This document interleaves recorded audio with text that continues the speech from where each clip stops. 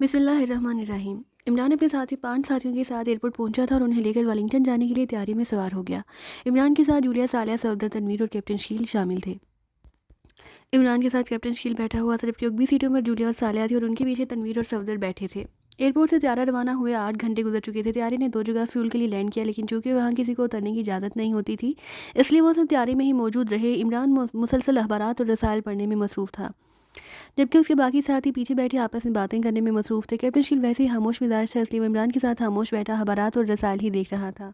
जब से आप जहाज़ में सवार हुए हैं, मुसलसल अखबारात और रसायल का मुताला कर रहे हैं, क्या कोई खास खबर ढूंढ रहे हैं आप? कैप्टन शील से रहा ना गया तो वो इमरान से पूछ ही बैठा।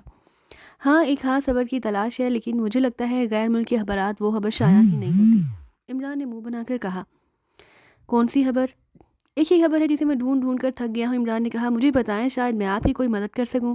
कैप्टन शील ने कहा, खबर नहीं, एक इश्तिहार है, अगर ढूंढ दोगे तो तुम्हारी मेरी 7 नस्लों पर एहसान होगा। इमरान ने मसमसी सी सूरत बनाकर कहा तो कैप्टन शील बेएहतियात मुस्कुरा दिया।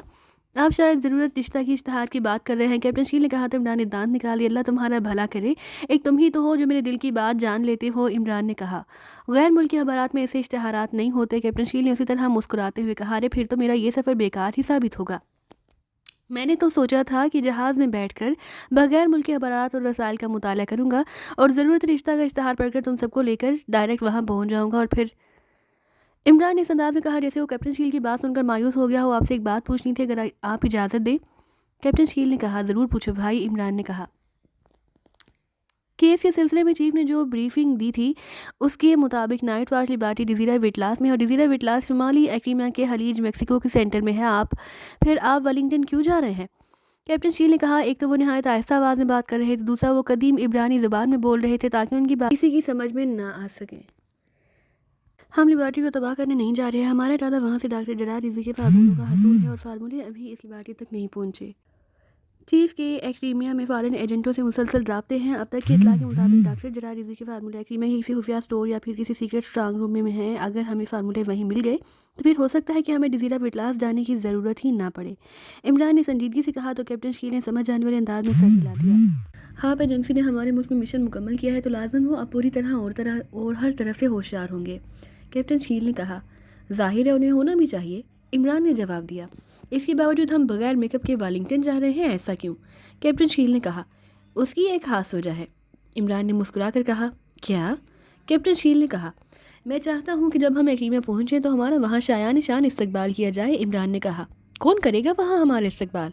कैप्टन शील ने चौंक कर कहा, दोस्त तो होंगे नहीं हमारा इस्तकबाल करने वाले, जाहिर है दुश्मन ही होंगे और दुश्मनों का इस्तकबाल करने का अंदाज ही शाहाना होता है। इमरान ने कहा, तो आप चाहते हैं कि दुश्मनों को हमारी यकीम आमद का इल्म हो जाए? कैप्टन शील ने कहा, इसकी इतला तो उन्हें पेशगी मिल चुकी है। इमरान ने कहा तो कैप्टन शील बेएहतियात चौंक पड़ा। पेशगी इतला? अरे वो कैसे? कैप्टन शील ने हैरान होकर कहा, एयरपोर्ट पर चंद अफराद हम पर नज़र रखे हुए थे और वो खासतौर पर हमारे गर्द मंडलाते रहे थे ताकि ये पता कर सकें कि हम कहाँ जा रहे हैं। और पिछले चंद रोज़ से मेरे फ्लैट की भी साइंसी आलात से भरपूर अंदाज में निगरानी की जा रही थी। उनमें से एक आदमी को मैंने पहचान लिया। वो आदमी ब्लैकवुड क्लब के जनरल मैनेजर हेनरी के साथ काम करता था। और हेनरी, हाँ, आप एजेंसी के लिए काम करता था। जाहिर है उसका आदमी भी इस एजेंसी के लिए काम करता होगा। इमरान ने कहा तो कैप्टन शील ने एक तवील सांस लिया। ओह, मैं समझ गया। तो आप इस तरह उन्हें सामने लाना चाहते हैं? कैप्टन शील ने कहा, सामने लाने की ज़रूरत नहीं, क्योंकि अगर एयरपोर्ट पर हमारा कोई इस्तकबाल करने आया तो उसका ताल्लुक आप एजेंसी से ही होगा। उनमें से एक भी हमारे हाथ लग गया तो हमारा काम बन जाएगा। इमरान ने कहा, कैसा काम? कैप्टन शील ने कहा, उस आदमी के ज़रिए हम हाप एजेंसी के हेडक्वार्टर तक पहुँच सकते हैं और उसके बाद हमारा आगे का काम भी शुरू हो जाएगा, जो जाहिर है फार्मूलों के हसूल का होगा। इमरान ने कहा, अगर हाप एजेंसी के एजेंटों ने आपको एयरपोर्ट पर देकर हमला कर दिया तो क्या होगा? कैप्टन शील ने कहा, फिर वही होगा जो मंजूर खुदा होगा। इमरान ने कहा तो कैप्टन शील ने इस बात में सर हिला दिया। तो क्या आपका ख्याल है कि डॉक्टर जरार रिजी के फार्मूले हाप एजेंसी के चीफ के पास होंगे? कैप्टन शील ने कहा, उसके पास ना भी हुए तो वो ये ज़रूर जानता होगा कि फार्मूले किस स्टोर रूम या किस स्ट्रांग रूम में रखे गए हैं। इमरान ने कहा, तो क्या आप उनके खिलाफ कार्रवाई करेंगे और उनसे इंतकाम भी लेंगे? कैप्टन शील ने पूछा, तुम्हें मालूम है कि मैं सिर्फ अपने मिशन पर तवज्जो देता हूँ, बाकी रहा इंतकाम तो उन्हें बहरहाल डॉक्टर जरार रिजी की हलाकत का हिसाब तो देना ही पड़ेगा। इमरान ने कहा, क्या आपको मालूम है कि हाप एजेंसी के चीफ का हेडक्वार्टर कहाँ है? कैप्टन शील ने पूछा, नहीं, उसका एक फ़ोन नंबर है मेरे पास, और फिर अगर एयरपोर्ट पर हमारे इस्तकबाल के लिए कोई आ गया तो वो हमारी इस सिलसिले में मदद कर सकता है। इमरान ने कहा तो कैप्टन शील ने समझ जाने वाले अंदाज में सर हिला दिया। इससे पहले कि उनमें मजीद कोई बातचीत होती, जहाज़ के वालिंगटन एयरपोर्ट पर लैंड होने का ऐलान सुनकर और उसके साथ ही वो जहाज़ की तमाम लाइट्स ऑन हो गई। थोड़ी ही देर में त्यारा वालिंगटन एयरपोर्ट पर लैंड कर गया और वो सब तैयारी से बाहर आ गए। फिर वो सब ज़रूरी चेकिंग के बाद पब्लिक लाउंज में दाखिल हुए तो इमरान उन्हें लेकर एयरपोर्ट से बाहर आ गया। इमरान और उसके साथियों की नज़रें हर तरफ घूम रही थी, लेकिन उन्हें वहाँ ऐसा कोई दिखाई नहीं दे रहा था जो उनकी निगरानी कर रहा हो। शायद वहाँ मौजूद अफराद उनकी साइंसी आलात से निगरानी कर रहे थे, लेकिन इमरान के चेहरे पर इत्मीनान था। उसने 2 टैक्सियाँ हायर की और फिर वो शहर की तरफ रवाना हो गए। आधे घंटे बाद वो शहर के 5 स्टार होटल के कमरों में दाखिल हो रहे थे, जो इमरान ने पहले से ही बुक करा रखे थे। चूँकि सब थके हुए थे, इसलिए वो सब अपने अपने कमरों की तरफ बढ़ गए। इमरान अपने कमरों में आकर एक सोफे पर बैठ गया। उसके चेहरे पर बददस्तूर सोच के तासुरात थे। चंद लम्हे वो सोचता रहा, फिर उसने सामने मेज़ पर पड़े हुए फ़ोन का रिसीवर उठाया, नंबर प्रेस करने लगा। यस, दूसरी तरफ से एक तेज़ और गराहट भरी आवाज़ सुनाई दी। अली इमरान बोल रहा हूँ, इमरान ने इत्मीनान भरे लहजे में कहा। अली इमरान? कौन अली इमरान? दूसरी जानिब से चौंकते हुए कहा गया। वही अली इमरान जिसकी आमद के तुम मुंतज़िर थे मिस्टर हाप। इमरान ने मुस्कुराते हुए कहा तो दूसरी तरफ एक लम्हे के लिए खामोशी छा गई। क्या हुआ? मेरी आवाज़ सुनकर तुम्हारी सीटी क्यों गुम हो गई है? इमरान ने कहा। तुम्हें मेरा नंबर कहाँ से मिला? दूसरी तरफ से हाप ने गिराहट भरे लहजे में कहा। गैर ज़रूरी सवाल है जिसका जाहिर है मैं जवाब नहीं दे सकता। इमरान ने कहा। किस लिए फ़ोन किया है? तुम्हारी हैरियो आफियत मालूम करने के लिए। और सुनाओ, कैसे हो? बीवी बच्चे कैसे हैं? और इमरान की ज़ुबान रमा हो गई। फजूल बातें मत करो। क्या तुम पाकीशा से बोल रहे हो? हाप ने सख्त लहजे में कहा। नहीं, मैं और मेरे से चंद साथी एक्रीमिया में तफरीह करने के लिए आए हैं और मैंने एंड्रिया के फ्लैट में फ़ोन किया था, लेकिन वहाँ से मुझे कोई रिस्पॉन्स नहीं मिला। तो मैंने सोचा कि हो सकता है कि उसने अपना फ्लैट छोड़ दिया हो और कहीं और शिफ्ट हो गई हो। उसका नया नंबर तुम्हें ज़रूर मालूम होगा, इसलिए पूछने के लिए तुम्हें फ़ोन किया। अगर मालूम है तो बता दो, इमरान ने कहा। हाँ, तुम्हें किसने कहा कि एंड्रिया और रैक्स मेरी एजेंसी में काम करते हैं? हाँ, आपने सर्द लहजे में कहा। मैंने एंड्रिया का नाम लिया था, रैक्स का नाम बताकर तुम खुद ही तस्दीक कर रहे हो कि वो दोनों तुम्हारे लिए ही काम करते हैं। इमरान ने मुस्कुरा कर कहा तो उसे रिसीवर में हाप के घराने की आवाज़ सुनाई दी। वो दोनों एक्रीमिया में नहीं, दोनों सैर तफरी के लिए स्विट्ज़रलैंड गए हैं। हाप ने जवाब दिया। अरे तो फिर हमें खुद ही तफरी करनी पड़ेगी। मैंने तो सोचा था कि एंड्रिया और रैक्स मिल जाते तो हमारी फ्री तफरी का बंदोबस्त हो जाता। आखिर हम उसके मेहमान थे, कोई गैरे गैरे नहीं, इमरान ने कहा। जब वो आएंगे तो मैं उन्हें तुम्हारे बारे में बता दूंगा। हाप ने कहा। शुक्रिया, इमरान ने कहा। कहाँ ठहरे हो तुम? हाप ने पूछा। होटल नाइडो में कमरे बुक हैं, 110 से 114 तक। मेरा रूम नंबर 110 है, इमरान ने कहा। ओके, मैं फ़ोन करके एंडी और रैक्स को बता दूंगा। अगर उन्हें ज़रूरत हुई तो वो खुद ही तुमसे रब्ता कर लेंगे। हाप ने जवाब दिया, साथ ही उसने रब्ता मुनक़ता कर दिया। इमरान ने मुस्कुराते हुए रिसीवर टेबल पर रख दिया। उसने फ़ोन रखा ही था कि उसी लम्हे जूलिया कमरे का दरवाज़ा खोलकर अंदर दाखिल हुई। जूलिया ड्राइंग रूम में जाकर बैठी ही थी कि एक दफ़ा फिर दरवाजे पर दस्तक की आवाज़ सुनाई दी। कौन है भाई? इमरान ने ऊंची आवाज़ में कहा। हम हैं इमरान साहब। बाहर से सफदर की आवाज़ सुनाई दी। हमें कौन कौन शामिल है? इमरान ने कहा तो दरवाज़ा खुला और सफदर के साथ कैप्टन शील और तनवीर अंदर आ गए। हम तीनों, सफदर ने अंदर दाखिल होते हुए कहा। तुम सब मेरे कमरे में चले आए हो, हैर तो है ना? इमरान ने बौखलाए हुए लहजे में कहा। क्यों, क्या तुम्हारे कमरे में आने पर पाबंदी है? जूलिया ने उसे घूर कर कहा। नहीं, पाबंदी तो नहीं, लेकिन मैं तो आराम करने का सोच रहा था और मेरा ख्याल था कि तुम सब भी थके हुए होगे, इसलिए कमरों में जाते ही लंबी तान कर सो गए होगे, इमरान ने कहा। हम रास्ते में आराम करते हुए आए थे, इसलिए हमें अभी आराम की ज़रूरत नहीं है, जूलिया ने कहा। तो इमरान ने इस बात में सर हिला दिया। वो तीनों आगे बढ़कर सोफे और कुर्सियों पर बैठ गए। किसे फ़ोन कर रहे थे? क्या चीफ को? जूलिया ने सर झटक कर पूछा। नहीं, तो फिर किसे किया था फ़ोन? जूलिया ने उसे तेज़ नज़रों से घूरते हुए देखा। एनडीओ को किया था, लेकिन उसकी तरफ से कोई रिस्पॉन्स ही नहीं मिल रहा था, इसलिए उसका नया नंबर मालूम करने के लिए हाँ एजेंसी के चीफ को कॉल की थी, लेकिन उसने भी नंबर नहीं बताया। तो इमरान ने कहा। तो क्या आपने हाप को अपने यहाँ पहुँचने की इतला दी है? सफदर ने मुस्कुराते हुए कहा। तो बाकी सब चौंक कर उसकी तरफ देखने लगे। नहीं, इतला देने से क्या होता है, मैं तो उसकी हैरियत दरियाफ्त कर रहा था, इमरान ने मसमसी सी सूरत बनाते हुए कहा। तो वो सब हंस पड़े। मिशन का क्या करना है? जूलिया ने पूछा। कौन सा मिशन? इमरान ने अनजान बनकर कहा। जिसके लिए हम यहाँ आए हैं, जूलिया ने मुंह बनाकर कहा। हम तो यहाँ महज तफरी करने आए हैं, समझ लो कि यहाँ हमारा मिशन तफरी करना होगा, इमरान ने कहा। तुम करते रहना तफरी, हम तो यहाँ काम करने आए हैं, तनवीर ने मुंह बनाकर कहा। मेरा ख्याल है कि इमरान साहब के जहन में अभी खुद भी कोई लाइन ऑफ एक्शन नहीं है कि उन्हें क्या करना है, कैप्टन शील ने कहा। हाँ, अभी तक मैं अंधेरे में हूँ कि डॉक्टर जरार रिजवी के फार्मूले कहाँ रखे गए हैं, इमरान ने मुस्कुराकर कहा। पाकिस्तान में अगर हाप एजेंसी ने मिशन मुकम्मल किया है तो जाहिर है फार्मूले उसी के पास होंगे, और कहाँ हो सकते हैं, जूलिया ने कहा। हाप एजेंसी का हेडक्वार्टर कहाँ है और उसका भी पता लगाना है। जब तक उसके हेडक्वार्टर का इल्म नहीं हो जाता उस वक्त तक फार्मूले तक पहुँचना आसान नहीं होगा, इमरान ने जवाब दिया। तो करो उसे तलाश, जूलिया ने कहा। कहाँ तलाश करूँ? अगर फार्मूले किसी स्टोर या स्ट्रांग रूम में हुए तो, इमरान ने कहा। इमरान साहब ठीक कह रहे हैं। यहाँ ना जाने कितनी तंजीमें और कितने स्ट्रांग रूम्स होंगे जहाँ किसी अहम फार्मूले को ढूंढना बहुत मुश्किल है, सालिया ने कहा। हाँ, यहाँ मखसूस फार्मूला तलाश करना भूसे में सुई तलाश करने के मुतरादिफ है। इमरान ने इस बात में सर हिलाकर कहा, जज्बा सादिक हो तो फिर नामुमकिन भी मुमकिन हो जाता है, जूलिया ने कहा। कभी हुआ तो नहीं ऐसा, इमरान ने फ़ौरन कहा। तो जूलिया चौंक कर उसकी तरफ देखने लगी। कम अज़ कम तुम तो ऐसी बात ना करो, जूलिया ने मुंह बनाकर कहा। तो फिर तनवीर आज तक माना क्यों नहीं? इमरान ने अपनी बात की वजाहत करते हुए कहा। तो वो सब भी एहतियात हंस पड़े। तुम तुम पर फिर ऊटपटांग बातों का भूत सवार होने लगा है, जूलिया ने मुंह बनाते हुए कहा। ये ऊटपटांग बातों का भूत होता क्या है? कभी उससे तुम्हारी मुलाकात भी हुई है? इमरान ने कहा। तो वो सब एक बार फिर हंस पड़े। उसी लम्हे इमरान की कलाई पर ज़रबे पड़ने लगी तो वो बेएहतियात चौंक पड़ा। क्या हुआ? उसे चौंकते देखकर जूलिया ने हैरत भरे लहजे में कहा। ट्रांसमीटर कॉल है, इमरान ने कहा। उसने रेस्ट वॉच का विंड बटन खींचकर सुइयों को घुमाते हुए 12 के हिंसे पर लानी शुरू कर दी। जैसे ही सारी सुइयों ने 12 के हिंसे को छुआ, उसी लम्हे डायल रोशन हो गया और उस पर लगा हुआ एक सुर्ख रंग का बल्ब स्पार्क करने लगा। Hello hello X100 calling over. दूसरी तरफ से एक मर्दाना आवाज़ सुनाई दी। यस प्रिंस ऑफ ढम्प अटेंडिंग ओवर, इमरान ने कहा। और शर्लाक बोल रहा हूँ इमरान साहब ओवर। इमरान की आवाज़ सुनकर दूसरी तरफ से कहा गया। सिर्फ शर्लाक या मशहूर ज़माना जासूस शर्लाक होम्स ओवर, इमरान ने मुस्कुराते हुए कहा। नहीं, मैं शर्लाक होम्स नहीं, शर्लाक स्ट्राम हूँ। आपने कुछ देर पहले हाप को कॉल की थी ओवर, शर्लाक ने कहा। हाँ की थी, क्यों? हाप ने तुम्हें मेरी शिकायत लगाई है ओवर, इमरान ने मुस्कुरा कर कहा। नहीं, आपके कॉल करने के बाद हाप ने फौरी तौर पर सेक्रेटरी दिफा को कॉल किया और उसे आपकी आमद का बता दिया और ये भी कहा कि आप यकीनन उन फार्मूलों के हसूल के लिए आए हैं जो शाह वाइल और उसकी बीवी कैथी ने पाकिस्तान के साइंसदान डॉक्टर जरार रिजवी को हलाक करके हासिल किए थे।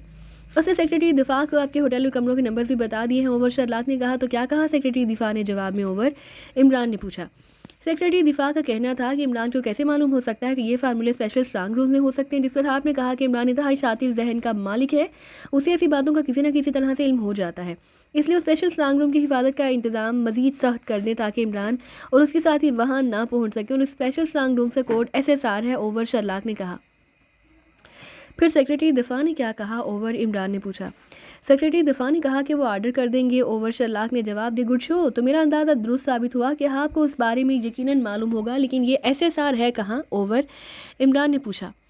मैंने सेक्रेटरी दिफा के ऑफिस में एक आदमी से बात की है, भारी मुआवजे के बदले में वो कंप्यूटर चेकिंग करने के बाद बता देगा। जैसे ही मुझे उसकी तरफ से रिपोर्ट मिलेगी मैं आपको बता दूंगा ओवर, शर्लाक ने जवाब दिया। ठीक है, मैं तुम्हारी कॉल का मुंतजिर रहूंगा, इमरान ने कहा और साथ ही ओवर एंड ऑल कहकर राब्ता ख़त्म कर दिया।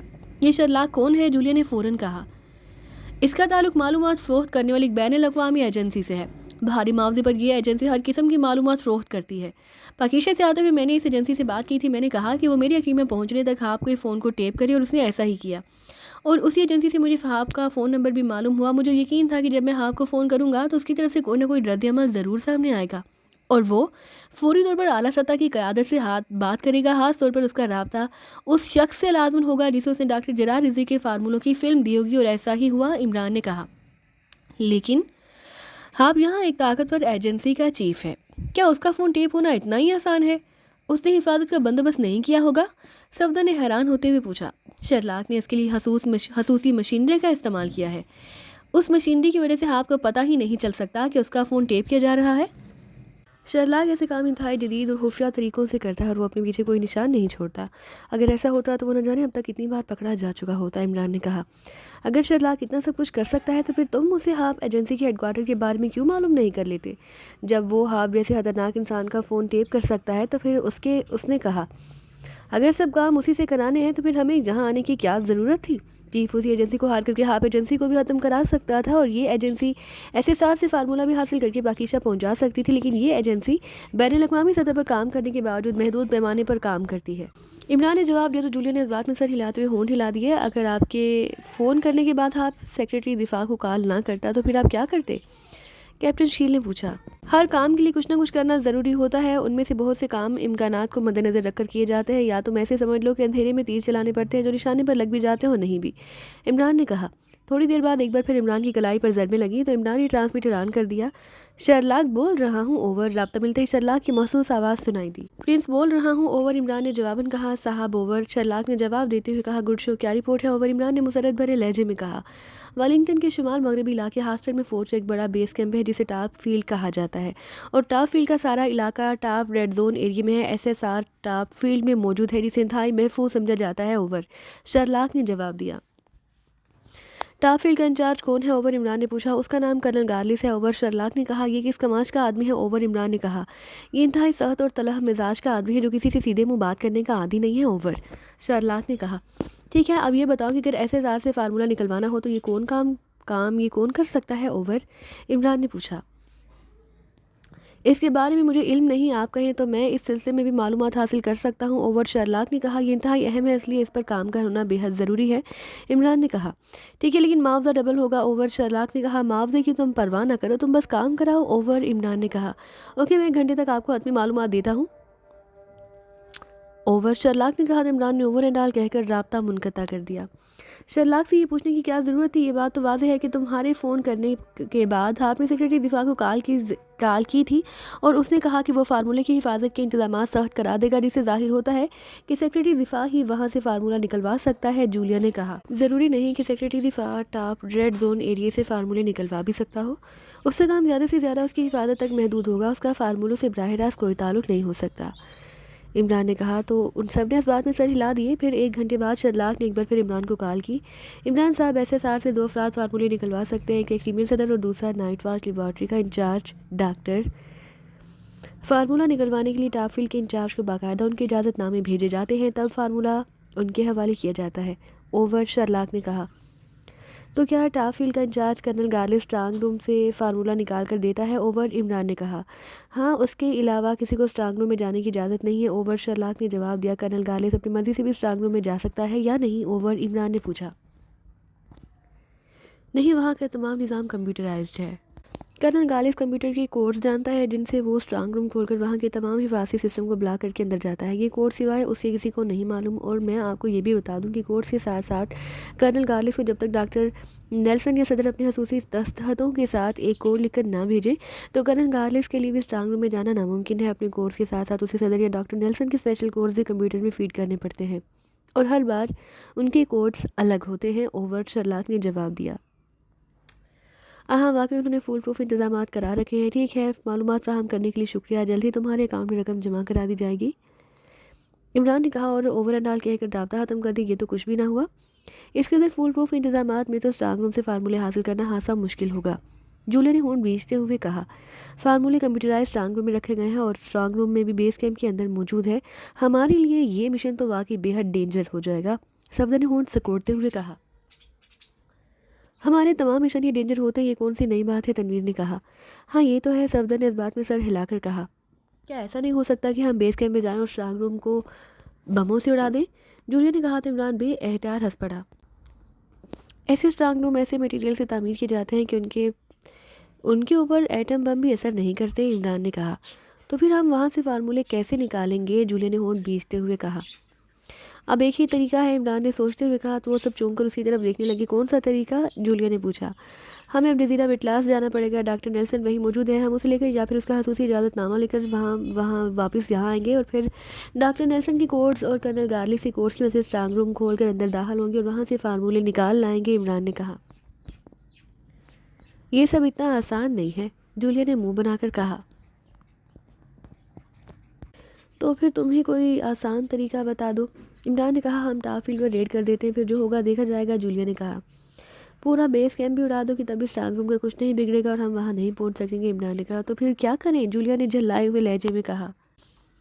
एक आसान सी तरकीब है मेरे पास, इमरान ने कहा। तो वो सब चौंक कर उसकी तरफ देखने लगे कि अगर कोई आसान सी तरकीब है तो पहले क्यों नहीं बताई? जूलिया ने उसे घूरते हुए कहा। पहले बता देता तो तुम्हारे हाथ कुछ ना लगता, तो तुम तनवीर को उठाकर मेरे सर पर दे मारती, इमरान ने कहा। तो वो सब हंस पड़े। आसान सी तरकीब क्या है इमरान साहब? सफदर ने कहा। ये कि हम फार्मूले को भूल कर यहाँ सैर सपाटे करते हैं और घूम फिर कर चीफ को कॉल करके कह देते हैं कि फार्मूला एग्रीमेंट में पहुँचे ही नहीं, इमरान ने कहा। तो वो सब हंस पड़े। तो क्या चीफ आसानी से तुम्हारी बात पर यकीन कर लेगा? जूलिया ने मुंह बनाकर कहा। मेरी बात पर ना सही, तुम्हारी बात पर तो उसे यकीन करना ही पड़ेगा, हर तुम उसकी चहेती डिप्टी चीफ हो, इमरान ने कहा। तो वो सब एक बार फिर हंसने लगे। ऐसी सूरत में आप इस बार चेक से महरूम रह जाएंगे, इमरान साहब, सफदर ने हंसते हुए कहा। कोई बात नहीं, तुम सब मिलकर मेरी मदद कर देना, मैं शुक्रिया के साथ काम चला लूँगा, इमरान ने कहा। हाँ, तो तुम अब इस हद तक गिर गए हो कि दूसरों से माली मदद मांगोगे, जूलिया ने यकलत काट खाने वाले लहजे में कहा। तो तुम सब मांगे बगैर दे देना, इमरान ने कहा। तो जूलिया एक तवील सांस लेकर रह गई, जबकि बाकी सबके होंठों पर मुस्कुराहटें बिखर गईं। अब फजूल बातें छोड़ो और सोचो कि हमें करना क्या है, जूलिया ने जलाए हुए लहजे में कहा, आसान सोचना क्या है, आसान तरकीब बता तो दी है, छोड़ो फार्मूलों का चक्कर और घूम फिर कर ऐश करो। इमरान ने कहा तो जूलिया उसे गुस्सीली नज़रों से घूरने लगी। इमरान ने हाथ बढ़ाकर सामने पड़े हुए फ़ोन का रिसीवर उठाया और फ़ोन के नीचे लगे हुए बटन को प्रेस करके फ़ोन डायरेक्ट किया और फिर नंबर प्रेस करने लगा। नंबर प्रेस करते उसने लाउडर का बटन ऑन कर दिया। जाइम स्टोर। राब्ता मिलते ही दूसरी तरफ से एक निस्वानी आवाज़ सुनाई दी। प्रिंस बोल रहा हूँ, साइमन से बात कराओ, इमरान ने क्रीमन लहजे में कहा। होल्ड करें, दूसरी तरफ से कहा गया। यह साइमन बोल रहा हूँ। चंद लम्हों बाद एक मर्दाना आवाज़ सुनाई दी। प्रिंस ऑफ ढम पे इमरान ने कहा, ओ आप? साइमन ने चौंक कर कहा, हाँ तुम्हें मालूम है कि मैं इस वक्त कहाँ पर हूँ? फ़ौरन मेरे पास पहुँच जाओ, इमरान ने तहकुमाना लहजे में कहा। अरे अच्छा, मैं पहुँच रहा हूँ, साइमन ने कहा तो इमरान ने रिसीवर रख दिया। ये कौन ज़ात शरीफ है? सफदर ने हैरत भरे लहजे में कहा। जॉर्ज फॉरेन एजेंट है, इमरान ने कहा। उसे जहाँ क्यों बुलाया है? जूलिया ने हैरत भरे लहजे में कहा। ताकि उससे कहकर जहाँ तुम्हारी और अपनी शादी के इंतजामात मुकम्मल करा सकूँ, इमरान ने कहा। तो वो सब हंस पड़े जबकि जूलिया बुरे बुरे मुंह बनाने लगी। हद हो गई, तुमने किसी बात का सीधा जवाब देना सीखा ही नहीं, जूलिया ने मुंह बनाते हुए कहा। तो तुम सिखा दो। और ये तुमने क्या कहा? हद हो गई? कैसे हो गई? कब हुई? हमारा तो अभी निकाह भी नहीं हुआ, तो फिर ये हद? इमरान ने यकलह चौंकते हुए कहा। तो जूलिया से कहा जाने वाली नज़रों से घूरने लगी। उसने इस कदर सख्ती से होंठ भींच लिए जैसे उसने इमरान से बात ना करने का फ़ैसला कर लिया हो। आधे घंटे के बाद दरवाजे पर दस्तक हुई तो सफदर उठा और दरवाजे की तरफ बढ़ गया। कौन है? सफदर ने दरवाजे के करीब जाकर पूछा। साइमन। जवाब मिला तो सफदर ने एक तवील सांस लेते हुए दरवाज़ा खोल दिया। दूसरे लम्हे खुश शक्ल और खुशपोश नौजवान अंदर आ गया। उसने अंदर आकर सबको सलाम किया। इमरान के कहने पर एक खाली कुर्सी पर बैठ गया। साइमन, एक अहम मसला दरपेश है। चीफ ने मुझे बताया था कि तुम्हारे फ़ोर्स से काफ़ी ताल्लुकात हैं और हमारा मसला भी फ़ोर्स से ही मुतालिक है। इमरान ने कहा। मसला क्या है? साइमन ने पूछा। उसके लहजे में इंतहाई संजीदगी थी। हास्टन में एक बेस कैंप है, टॉप फील्ड, उसका इंचार्ज कर्नल गार्लिस है। मैं उसके बारे में मालूमात चाहता हूँ, इमरान ने कहा। तो साइमन बुरी तरह से चौंक पड़ा। ओह, तो ये बात है, साइमन ने कहा। हाँ, इमरान ने कहा। आपको किस किस्म की मालूमात चाहिए? साइमन ने पूछा। पहले ये बताओ, तुम कर्नल गार्लिस को जानते हो? इमरान ने पूछा। हाँ, मैं उसे जानता हूँ, साइमन ने कहा। कैसे जानते हो तुम उसे, और तुम्हारे उससे किस किस्म के ताल्लुकात हैं? इमरान ने पूछा। वो मेरे स्टोर में सामान खरीदने आता रहता है। वैसे भी वो मशहूर आदमी से कौन नहीं जानता। रही ताल्लुकात की बात, तो वो चूँकि सामान मेरे स्टोर से खरीदता है और मैं उसे तमाम सामान में खसूसी रियायत देता हूँ, इसलिए वो मेरा दोस्त बन गया है। जब भी वालिंगटन आता है मुझसे ज़रूर मिलता है, साइमन ने जवाब देते हुए कहा। तुम तीनों खड़े हो जाओ, इमरान ने इस बार साइमन की बजाय सफदर, कैप्टन शील और तनवीर से मुहातिब होकर कहा। तो वह हैरान होकर उठ खड़े हुए। इमरान भी उठ खड़ा हुआ। उसे उठते देखकर साइमन भी फ़ौरन उठकर खड़ा हो गया। तुम बैठो, इमरान ने कहा। लेकिन आप क्यों खड़े हुए हैं? साइमन ने हैरत भरे लहजे में कहा। हम चारों की तरफ और मेरे साथियों की तरफ गौर से देखो, इमरान ने कहा। तो साइमन हैरत से उसे और उसके साथियों को गौर से देखने लगा, लेकिन उसके चेहरे पर बदस और उलझन के तासुरात नुमायां थे, जैसे उसे इमरान की मंतक समझ ना आ रही हो। देख लिया? इमरान ने कहा। जी हाँ, साइमन ने कहा। अब बताओ, हम चारों में से किसका कद्दो कामत कर्नल गार्लिस जैसा है? इमरान ने कहा। तो साइमन और इमरान के साथी समझ गए कि इमरान क्या कहना चाहता है। आप शायद कर्नल गार्लिस की जगह लेने का सोच रहे हैं, साइमन ने कहा। हाँ, क्या तुम्हें उस पर एतराज़ है? इमरान ने पूछा। नहीं, मुझे क्या एतराज़ होगा, लेकिन आप में से किसी का भी कदकार कर्नल गार्लिस जैसा नहीं, उसका कद आप सबसे कहीं छोटा है, साइमन ने मुस्कुराते हुए कहा। तो इमरान एक तवील सांस लेकर बैठ गया। उसके बैठे उसके साथी भी बैठ गए। अगर हमारा उसे बेस कैंप से बाहर लाकर घेरने का प्रोग्राम हो तो इस सिलसिले में तुम्हारी क्या तजवीज़ होगी? इमरान ने उसकी तरफ और से देखते हुए पूछा। एक क्लब है, मार्टिन क्लब, वो इस क्लब का बाकायदा मेंबर है और रोज़ाना वहाँ आता है।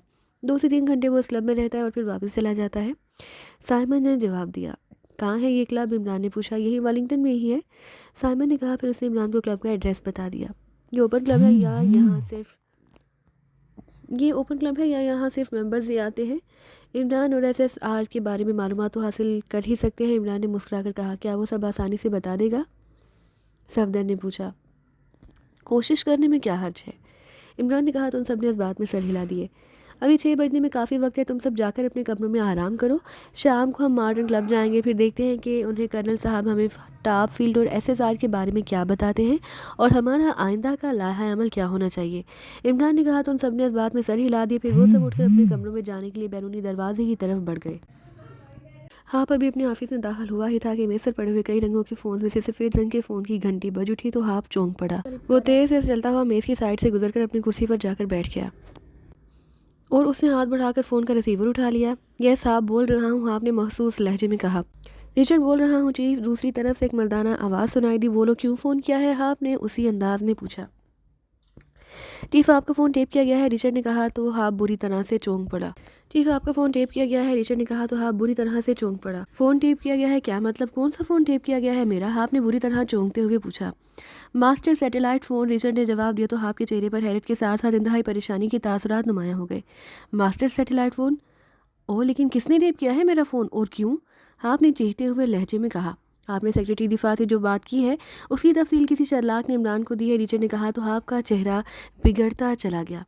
अरे और क्या बातें हुई हैं उनमें, हाफ ने उसी तरह परेशानी के आलम में कहा तो रिचर्ड ने शर्लाक और इमरान के दरमियान होने वाली तमाम बातें हाफ को बता दी। शर्लाक ने इमरान को 3 बार कॉल की थी, उसने ये सब भी बताया और उससे इमरान ने क्या मालूमात हासिल की थी उन सब की भी उसे तफसील बता दी। उसके साथ रिचर्ड ने हाफ को ये भी बताया कि इमरान ने फ़ोन करके जाइम स्टोर के मालिक साइमन को भी अपने पास होटल के कमरे में बुलाया था और उन दोनों ने क्या बातें की थी ये सब भी उसने हाफ को मनोअन बता दी। तुमने उनकी सारी बातें खुद सुनी हैं, हाफ ने पूछा। यस चीफ, मैंने उसी होटल में कमरा बुक करा रखा है और मेरा कमरा इमरान के कमरे के बिल्कुल साथ है। मैंने इमरान के कमरे के दरवाजे के पास एक माइक्रो बग छोड़ दिया था जिसे मैंने रिमोट कंट्रोल डिवाइस के ज़रिए अंदर पहुंचा दिया। रिमोट कंट्रोल के सिग्नल से बग रेंग कर अंदर चला गया। उस बग में एक हसास मगर इंतहाई ताकतवर माइक्रोफोन लगा है जिसका रिसीवर मेरे पास है। मैंने उस बग की मदद से दूसरे कमरे में बैठकर उनकी सारी बातें सुन भी ली और रिकॉर्ड भी कर ली थी। रिचर्ड ने जवाब दी। गुड शो, अब उनका क्या प्रोग्राम है और हाँ वो बग अब कहाँ है और क्या इमरान के कमरे में ही है, हाफ ने पूछा। वो शाम को मार्टिन क्लब जाकर कर्नल गार्लिस को घेरने का प्रोग्राम बना रहे हैं ताकि उनसे टाफील्ड और एसएसआर के बारे में मालूमात हासिल कर सकें और वो बग अभी इमरान के कमरे में ही है, एक दीवार की जड़ में कारपेट के साथ चिपका हुआ है। जैसे ही इमरान और उसके साथी कमरे से बाहर निकलेंगे वो बग रिमोट कंट्रोल के ज़रिए वापस हासिल कर लूँगा।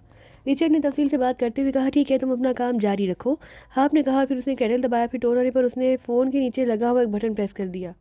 इस बटन के प्रेस होने से इस फ़ोन पर होने वाली गुफ्तगू किसी सूरत सिवाय इस नंबर के जहां कॉल की गई हो किसी और जगह सुनाई ना दे सकती थी और ऐसा हाफ ने इसलिए किया था कि शर्लाक प्रेस की कॉल टेप करके इमरान को ना बता सके। फिर उसने तेज़ी से नंबर प्रेस करने शुरू कर दिए। टॉप फील्ड राब्ता मिलते ही एक रहत आवाज़ सुनाई दी। हाफ एजेंसी का चीफ बोल रहा हूँ, कर्नल गार्ली से बात कराओ, हाफ ने कहा। होल्ड करें, दूसरी तरफ से कहा गया। यस कर्नल गार्लिस बोल रहा हूँ। चंद लम्हों बाद एक और आवाज़ सुनाई दी। काम करने का वक्त आ गया है कर्नल गार्लिस, हाफ ने मुस्कुराते हुए कहा। गुड शो, तो क्या वो फार्मूला हासिल करने के लिए निकल पड़े हैं, कर्नल गार्लिस की आवाज़ सुनाई थी। नहीं, अभी वो होटल में अपने कमरे में आराम कर रहे हैं, लेकिन शाम को वो निकलेंगे और तुम्हें घेरने के लिए मार्टिन क्लब पहुँचेंगे, हाफ ने इत्मीनान भरे लहजे में कहा। और तुम चाहते हो कि मैं आसानी से उनके घेराव में आ जाऊँ, कर्नल गार्लिस की हंसती हुई आवाज़ सुनाई दी। हाँ, ये हमारी प्लानिंग का हिस्सा है और हमें वही सब करना है जो हम आपस में पहले से ही तय कर चुके हैं, आपने संजीदगी से कहा। ठीक है, मैं तैयार हूँ, कर्नल गार्ली से कहा। मैं चाहता हूँ कि वो एसएसआर से डॉक्टर जरार रिजी के फार्मूलों वाली माइक्रोफिल्म हासिल करें और यहाँ से वापस चले जाएं, हाफ ने कहा। ठीक है, लेकिन सदर साहब या डॉक्टर नेल्सन की इजाज़तनामे और कोर्स का क्या होगा, इन कोर्स के बगैर तो मैं भी एसएसआर में दाखिल नहीं हो सकता, कर्नल गार्ली से कहा। डॉक्टर का इजाज़तनामा और कोर्स जल्दी तुम्हें मिल जाएंगे, हाफ ने कहा। ओके, कर्नल गार्ली से कहा। तुमने उनके सामने खुद को इस अंदाज में पेश करना है कि तुम दौलत के लिए उन्हें एसएसआर से कोई भी फार्मूला निकाल कर दे सकते हो। इसके लिए प्लानिंग तुम खुद कर लेना, लेकिन प्लानिंग ऐसी करना कि इमरान जैसी शातिर इंसान को भी तुम्हारी अदाकारी और तुम्हारी बातों पर शक ना हो, हाफ ने कहा।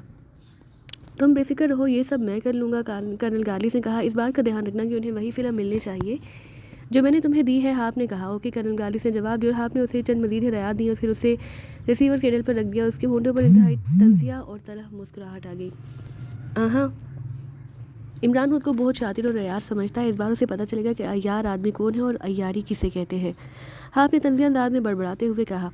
बस अब सब कुछ कर्नल गार्ली के हाथ में, अगर वो हर काम ठीक कर देगा तो मेरे लिए कोई मसला नहीं होगा, अगर उसकी अदाकारी में गड़बड़ हुई तो सारे किए किराए पर पानी फिर जाएगा। मेरा ख्याल है कि मुझे खुद भी मार्टिन क्लब चले जाना चाहिए ताकि मैं देख सकूं कि कर्नल गार्लिस जानदार अदाकारी कर भी सकता है या नहीं। चंद लम्हे खामोश रहने के बाद हाफ ने होंठ भींचते हुए कहा। फिर उसने हाथ बढ़ाकर नीले रंग के फ़ोन का रिसीवर उठा लिया और नंबर प्रेस करने शुरू कर दिए। मार्टिन क्लब, राब्ता मिलते ही एक मर्दाना आवाज़ सुनाई दी। हाफ बोल रहा हूँ, आपने इंतहाई करहत और सख्त लहजे में कहा।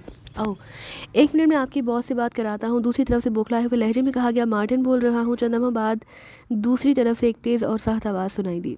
हाँ बोल रहा हूँ, आपने अपने महसूस लहजे में कहा। ओह यस बॉस, हुक्म, मार्टिन ने उसकी आवाज़ सुनकर इंतहाई मोदबाना लहजे में कहा। मैं तुम्हारे क्लब में आ रहा हूँ, आपने कहा। ओह क्या ज़रूरी काम है कोई, मार्टिन ने चौंक कर कहा, हाँ। हाप ने जवाब दिया, ठीक है बॉस, आ जाइए। मार्टिन ने कहा, सुनो मैं जेम्स के रूप में आऊँगा। हाप ने कहा, यस बॉस। मार्टिन ने कहा तो हाप ने मजीद कुछ कहे सुने बगैर रिसीवर क्रेडल पर रख दिया। रिसीवर रखते ही वो उठ खड़ा हुआ। वो तेज़ से चलता हुआ साइड की एक दीवार की तरफ बढ़ा। दीवार सपाट थी। उसने दीवार के पास जाकर जड़ में एक महसूस जगह पर पैर मारा तो सरुर की आवाज़ के साथ दीवार में एक खलासा बन गया। हाँ, इत्मीनान भरे अंदाज में अंदर चला गया। उसके अंदर जाते ही दीवार बराबर हो गई। फिर तकरीबन 20 मिनट बाद दीवार दोबारा खुली तो हाप नए लिबास और नए हुलिये में बाहर निकल आया। उसके खुफिया कमरे से बाहर आते ही दीवार दोबारा बराबर हो गई और हाप रुके बगैर बैरूनी दरवाजे की तरफ बढ़ गया। 10 मिनट बाद उसकी कार शहर के मुख्तलिफ सड़कों पर तेज़ी से दौड़ती चली जा रही थी। मार्टिन क्लब की पार्किंग में कार रोकर वो नीचे उतरा। फिर तेज़ से चलता हुआ मेन गेट की जानिब बढ़ता चला गया। थोड़ी ही देर में मार्टिन के ऑफिस में था वो। उसे देखकर मार्टिन उसके एहतराम में उठकर खड़ा हो गया। ये क्लब बज़ाहिर मार्टिन का था लेकिन उसका असल मालिक हाप था। वो चूँकि कम ही इस क्लब में आता था इसलिए उसने क्लब का तमाम इंतजाम मार्टिन के सपुर्द कर रखा था जो उसका दूर का रिश्तेदार भी था। कर्नल गालिस हाल में किस मेज़ पर बैठता है? हाप ने पूछा। 24 नंबर है जनाब, और वो हमेशा उसी मेज़ पर बैठते हैं, मार्टिन ने जवाब दिया। और उसका स्पेशल रूम कौन सा है? हाप ने पूछा। रूम नंबर 7, मार्टिन ने कहा। ओके, उसकी मेज़ के नीचे 0 बॉक्स लगा दो और उसके कमरे में भी प्लस स्टार की मशीनरी नस्ब करा दो। उससे कुछ मेहमान मिलने आ रहे हैं, मैं उनकी बातें सुनना चाहता हूँ। कर्नल गालिस उन्हें अपने साथ स्पेशल रूम में ले जाएगा। मैं चाहता हूँ कि मैं उनकी वहाँ होने वाली बातें भी सुन सकूँ और उन्हें देख भी सकूँ। हाप ने कहा, ठीक है जनाब, मैं ये सारा काम अभी करा देता हूँ। मार्टिन ने कहा, सुनो सारा काम एहतियात से करना। मेरे से नीचे लगे हुए 0 बॉक्स और कमरे में मौजूद डिवाइस के बारे में कर्नल गालिस को इल्म नहीं होना चाहिए। हाप ने साथ लहजे में कहा, आप बेफिक्र रहें जनाब, मैं सारा काम अपनी निगरानी में कराऊंगा। सारा सामान मैं ऐसी जगह नस्ब कराऊंगा कि कर्नल गालिस अगर चाहे भी तो उस डिवाइस को होलबीन से नहीं देख सकेगा। मार्टिन ने मुस्कुराते हुए कहा। तो आपने मुतमईन अंदाज में सर हिला दिया। मार्टिन उठकर वहाँ से चला गया।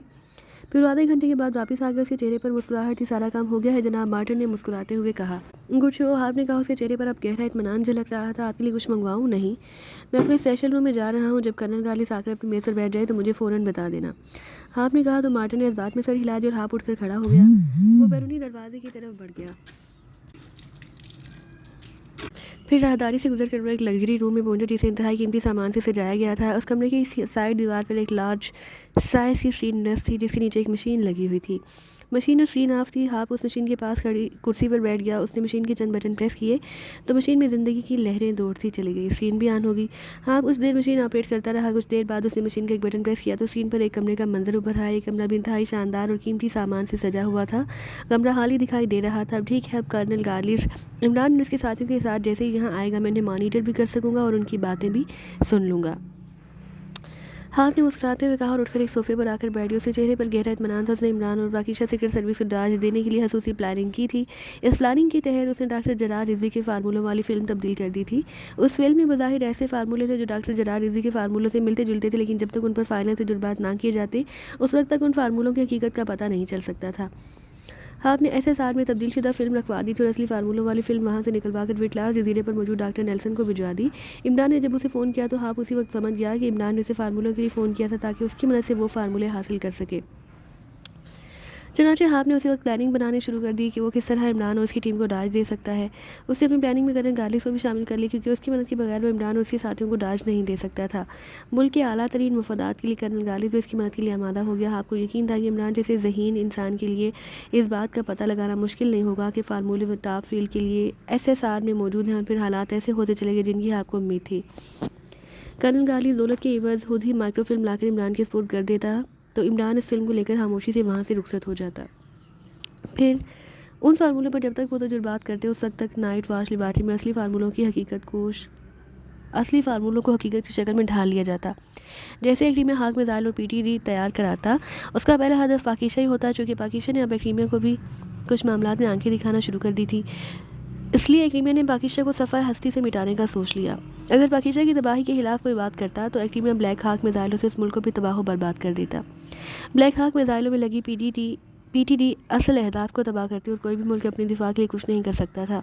लेकिन ब्लैक हाक और टीबीडी की तैयारी में वक्त लग सकता और इन फार्मूलों के असूल के लिए पाकिस्तान सीक्रेट सर्विस इमरान के साथ एक्रीम में पहुंच चुकी होती, इसलिए हाप ने उनसे टकराने की बजाय इंतहाई जहानत आमेज़ प्लानिंग करते हुए उन्हें दाज देकर वापस पाकिस्तान भिजवाने की तैयारी मुकम्मल कर ली थी और उसे यकीन था कि इस बार इमरान आसानी से उसके डाज में आ जाएगा। क्या हम कर्नल गालिस पर हमला करने और उसे यहाँ से उठा ले जाने के लिए आए हैं? जूलियन इमरान से मुखातिब होकर कहा। जूलिया ने इमरान से मुखातिब होकर कहा, वो सब इस वक्त क्लब मार्टिन क्लब के वसी और अरीज हाल में एक मेज से गिर्द बैठे हुए थे। हल्का फुल्का मेकअप करके उन्हें यहाँ आने में किसी दिक्कत का सामना ना करना पड़ा। इमरान ने काउंटर से मालूम कर लिया था कर्नल गालिस अभी वहाँ नहीं पहुँचा था। उसे ये भी मालूम हो गया कि कर्नल गालिस के लिए 24 नंबर टेबल हमेशा रिजर्व रहती है और वो उसी टेबल पर बैठता है। टेबल नंबर 24 के करीब चंद मेज़ें खाली थी। इमरान अपने साथियों के साथ उस मेज़ के नज़दीक बैठ गया। नहीं, हमें पूरी तौर पर उसके खिलाफ कार्रवाई नहीं करनी। मैं पहले उससे बात करूंगा, अगर वो मान गया तो ठीक है, वरना फिर हमें उसे यहाँ से ले जाना पड़ेगा। इमरान ने संजीदगी से कहा। क्या बात करोगे तुम मुझसे? जूलिया ने हैरत भरे लहजे में कहा। यहाँ के लोग दौलत के पुजारी होते हैं, उन्हें भारी दौलत की ऑफर की जाए तो ये लोग अपने ख़ानदान भी बेचने के लिए तैयार हो जाते हैं। कर्नल गालिस के बारे में मुझे जो मालूमात मिली है उनके मुताबिक वो दौलत का पुजारी है और दौलत के हसूल के लिए वो कुछ भी कर सकता है। इमरान ने कहा, तो क्या आपको यकीन है कि दौलत के बदले कर्नल गालिस आपको तमाम तफसीलात बता देगा? कैप्टन शील ने कहा, मैंने ये तो नहीं कहा कि वो यकीनी तौर पर बता देगा। एक इम्कान जाहिर किया है, हो सकता है कि हमारा काम बन जाए और अहम मजीद कोफत से बच जाए। कहा, इससे पहले कि उनमें मजीद बातें होती, एक घटे हुए मगर भारी जिस्म का आदमी तेज़ी से चलता हुआ आया और 24 नंबर मेज़ पर आकर बैठ गया। उसके चेहरे पर सख्ती और सफाकी के तासुरात नुमायां थे। उसने हल्के ग्रे कलर का सूट पहना हुआ था। कर्नल गालिस का जो हुलिया साइमन ने बताया था वो उसके मुताबिक था। उसके बैठते ही एक वेटर तेज़ी से आया और उसे शराब की बोतल और ग्लास लाकर उसके सामने रख दिया। शायद वो कर्नल गालिस को जानता था और उसे ये भी पता था कि कर्नल गालिस कौन सी शराब पसंद करता है, इसलिए वो बगैर आर्डर के ही कर्नल गालिस का मतलूबा ब्रांड ले आया। इससे पहले कि कर्नल गालिस ग्लास में शराब डालता, उसकी जेब में मौजूद सेलफोन की घंटी बज उठी। कर्नल गालिस ने चौंक कर जेब से सेलफोन डाला और स्क्रीन पर डिस्प्ले देखने लगा। डिस्प्ले देखकर उसके चेहरे पर कबीदी के तासुरात नुमायां हो गए। तुम जाओ, कर्नल गालिस ने वेटर से कहा तो वेटर ने इस बात में सर हिलाया और पलटकर वहाँ से चला गया। कर्नल गालिस ने सेलफोन का बटन प्रेस किया और सेलफोन कान से लगा लिया। कर्नल गालिस बोल रहा हूँ, कर्नल गालिस ने महसूस लहजे में कहा, फिर दूसरी तरफ बात सुनने लगा। नहीं, अभी मैं कोई पेमेंट नहीं कर सकता, मेरी बेटी की शादी है। तुम्हारी सारी पेमेंट उस शादी के बाद होगी, गुड बाय। कर्नल गालिस ने कदरे गुस्सीले लहजे में कहा। फिर उसने सेलफोन कान से हटाया और उसे ऑफ करके अपनी जेब में डाल लिया। लगता है अब काम बन सकता है, इमरान ने मुस्कुराते हुए कहा और उठकर खड़ा हो गया। कर्नल गालिस की मेज़ की तरफ बढ़ा। क्या मैं आपके साथ यहाँ बैठ सकता हूँ? इमरान ने इंतहाई अहलाक भरे लहजे में कहा तो कर्नल गालिस ने चौंक कर उसकी तरफ देखा। फिर उसने इस बात में सर हिला दिया। बैठो, कर्नल गालिस ने कहा। उसके चेहरे पर शदीद परेशानी और उलझन के तासुरात दिखाई दे रहे थे। इमरान ने उसका शुक्रिया अदा किया, उसके सामने वाली कुर्सी पर बैठ गया। तुम एशियाई मालूम हो रहे हो, कर्नल गालिस ने उसकी तरफ गौर से देखते हुए कहा। जी हाँ, मैं और मेरे साथी एशियाई हैं, इमरान ने अपने साथियों की तरफ इशारा करते हुए कहा। क्या नाम है तुम्हारा? कर्नल गालिस ने पूछा। मेरा नाम अली इमरान है जनाब। इमरान ने उसी अंदाज में कहा। मैं कर्नल गालिस हूँ, हॉस्टल के बेस कैंप टॉप फील्ड का इंचार्ज। कर्नल गालिस ने बड़े नौबत भरे लहजे में कहा। खुशी हुई आपसे मिलकर, इमरान ने कहा। एशिया के किस मुल्क में रहते हो? कर्नल गालिस ने पूछा। उसके लहजे में बेपनाह संजीदगी थी। वो इंतहाई सफाक और सख्त मिजाज मालूम हो रहा था, लेकिन इमरान से बातें करते हुए उसने अपना लहजा हासा नर्म कर रखा था। पाकिस्तान में, इमरान ने कहा। पाकिस्तान, हाँ, नाम तो सुना हुआ, लेकिन मैं कभी वहाँ गया नहीं। बहरहाल, क्या तुम मेरे साथ ड्रिंक करना चाहते हो? कर्नल गालिस ने कहा। अरे नहीं जनाब, हम शराब से ऐसे भागते हैं जैसे घोड़ा सांप देखकर। इमरान ने मुस्कुराकर कहा तो कर्नल गालिस ने इस बात में सर हिला दिया। तो फिर क्या मंगवाऊँ तुम्हारे लिए? कर्नल गालिस ने पूछा। आप इतना इंतजार कर रहे हैं तो मेरे लिए और मेरे साथियों के लिए लाइम जूस मंगवा लें, इमरान ने इसी तरह से मुस्कुराते हुए कहा। तो कर्नल गालिस उसे घूर कर रह गया। उसने इशारे से वेटर को बुलाया और इमरान और उसके साथियों के लिए लाइम जूस लाने का आर्डर दे दिया। अगर आपको बुरा ना लगे तो आपसे एक बात पूछूं? इमरान ने कहा। पूछो, कर्नल गालिस ने जवाब दिया। आप कह रहे हैं कि आप हॉस्टल के इलाके में मौजूद बेस कैंप, जिसे टॉप फील्ड कहा जाता है, के इंचार्ज हैं। मैंने तो सुना है कि क्रीमा के कर्नल और जनरल तो इस मुल्क के बादशाह होते हैं, उनके सामने कोई पर मारने की भी जुर्रत नहीं कर सकता, इमरान ने कहा। हाँ, ऐसा ही है, लेकिन तुम क्यों पूछ रहे हो? कर्नल गालिस ने हैरत भरे लहजे में कहा। बादशाहों के चेहरों पर सफाकी और दुरुस्तगी के तासुरात नुमायां होते हैं, लेकिन मुझे आपके चेहरे पर ना सफाकी दिखाई दे रही है ना दुरुस्तगी, बल्कि उसकी जगह आपके चेहरे पर उलझन और परेशानी के तासुरात नुमायां हैं। क्या मैं उसकी वजह जान सकता हूँ? इमरान ने उसकी तरफ गौर से देखते हुए कहा। क्यों, इसमें तुम्हें क्या दिलचस्पी है? कर्नल गालिस ने उसे घूरते हुए कहा। दिलचस्पी तो कोई नहीं, लेकिन आप जैसे बड़े आदमी के चेहरे पर उलझन और परेशानी के तासुरात कुछ जच नहीं रहे, इमरान ने कहा। तो कर्नल गालिस उसकी बात सुनकर बेएहतियात मुस्कुरा दिया। उसके मुस्कुराने का अंदाज ऐसा था जैसे वो ज़िंदगी में पहली बार मुस्कुराया हो, लेकिन ये मुस्कुराहट चंद लम्हों के लिए थी। फ़ौरन ही उसके चेहरे पर मुस्कुराहट गायब हो गई और उसका चेहरा पहले की तरह सपाट हो गया। क्या तुम चेहरा शनास हो जो तुमने मेरे चेहरे पर मौजूद परेशानी और उलझन के तासुरात देख लिए हैं? कर्नल गालिस ने कहा। जी हाँ, और मैं किसी भी आदमी का चेहरा देखकर बता सकता हूँ कि वो किन परेशानियों का शिकार है और वो किन हालात से गुजर रहा है, इमरान ने मुस्कुरा कर कहा।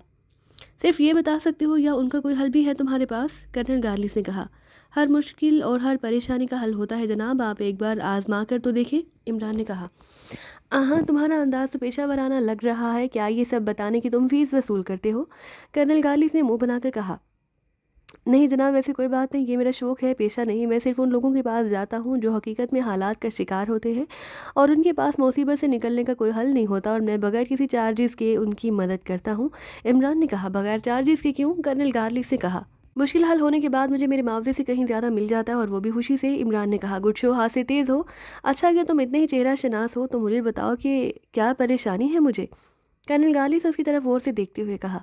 आपकी आंखों में माली मुश्किलात दिखाई दे रही हैं, और ये मुश्किलात इस कदर बड़ी हैं कि आप लाखों डॉलर्स के मकरूज़ हो चुके हैं, और आपका चेहरा ये भी बता रहा है कि ये कर्ज आप पर जुआ खेलने से चढ़ा है, इमरान ने कहा। तो कर्नल गालिब बेएहतियात उछल पड़ा और इमरान की तरफ यूँ आंखें फाड़ फाड़ कर देखने लगा जैसे इमरान ने वाकई उसके दिल की बात बता दी हो।